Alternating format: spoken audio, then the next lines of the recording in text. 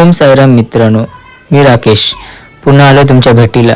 गेल्या 2 ब्लॉगमध्ये जसं मी सांगितले होते की माझ्या लाईफमध्ये काही नवीन बदल होणार आहेत, त्याची वेळ आली आहे. आज नवीन वर्षाचा म्हणजे 2026चा दुसरा दिवस आणि मी निघालो साईबाबांच्या दर्शनाला.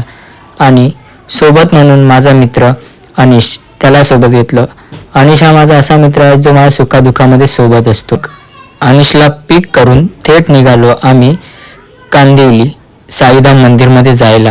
खरं तर उद्या माझ्या बायकोची डिलिव्हरी डेट आहे आणि त्यासाठीच आम्ही पोचलो कांदिवलीच्या साईधाम मंदिरमध्ये.